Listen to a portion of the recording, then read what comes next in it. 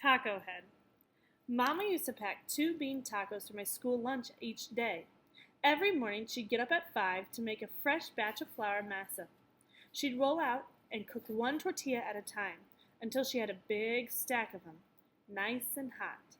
And then she'd fill each one with beans, and she'd fry in bacon grease and flavored with chopped onion in her huge cast iron skillet. Each morning I would sit at the kitchen table and say, "Mama, can I please have some lunch money too? Or a sandwich instead?" But the reply would always be the same. "Why, mija? You already have delicious tacos to eat." It wasn't that the tacos weren't good. It was that some kids called the Mexican Americans beaners. So the last thing I needed was to stand out like a big stupid sign. All the other kids brought their own lunch at the cafeteria or took nice white sandwiches. I started going to the very end of the cafeteria to turn my back and gobble up my tacos. Then I started eating each taco by first putting it in the bag. It would take me all 5 minutes to eat, and then I'd go outside to the playground. I was always the first one there, often the only one for quite a while, but I didn't mind, except on really cold days when I wished I was still inside. On one cold day, I so dreaded going outside that I started eating my second taco rather slowly. "Hey, you!" someone shouted. I turned and found a big girl standing right smack in front of me, her arms crossed over her chest like bullet belts. "What's in that paper bag?"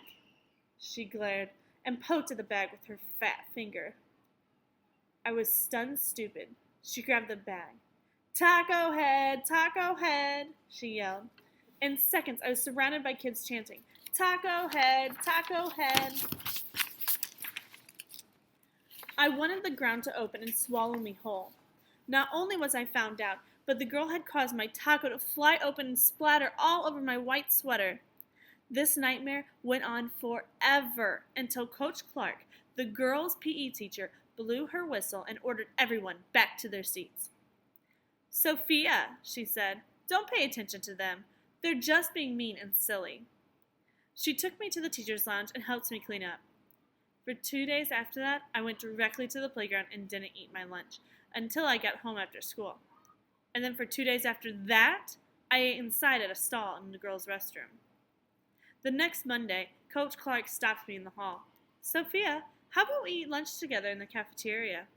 When the lunch bell rang, I found Coach Clark sitting in the middle of the cafeteria with students standing all around her.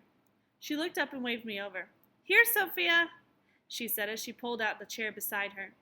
Everyone else was begging to sit with me, but I said no, that I was saving this chair for you. I sat down feeling sick and nervous. "How about we trade?" Coach said. She opened her lunch bag and pulled out half a sandwich wrapped in plastic. "I'll trade you this for one of your tacos." All the kids were staring at us. "Oh, please, I really want to trade." I hesitated and pulled out my lunch, and I unwrapped the foil. "Those look so good," Coach said, reaching for a taco. "Better than any stupid sandwich I've ever seen. See for yourself. Take a bite." I carefully unwrapped the half a sandwich, and I took a little bite. It was awful. Something between sardines and bologna. "Ha! Told you," Coach Clark said, laughing. "Here," she said, taking the rest of the sandwich. "You don't have to eat it. Have your taco instead." As I ate one, and Coach Clark ate the other, she kept making all these loud sounds. I knew everyone in the cafeteria could hear. And the next day, we ate lunch together in the middle of the cafeteria. We traded again.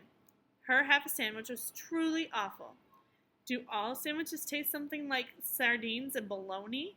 I wondered.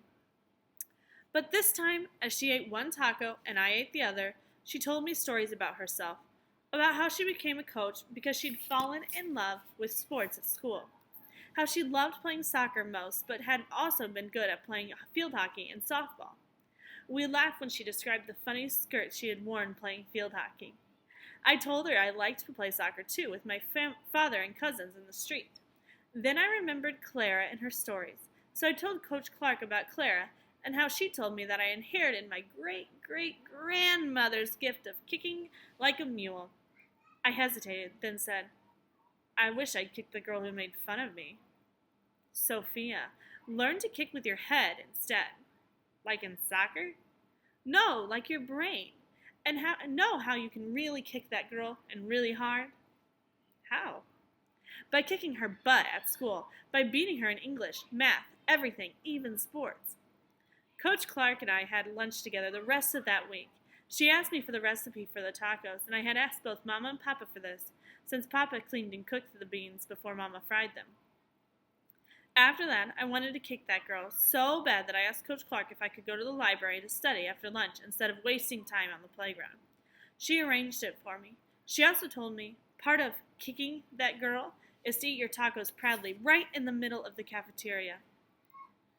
That year, I kicked that girl in all the classes in sports, especially soccer.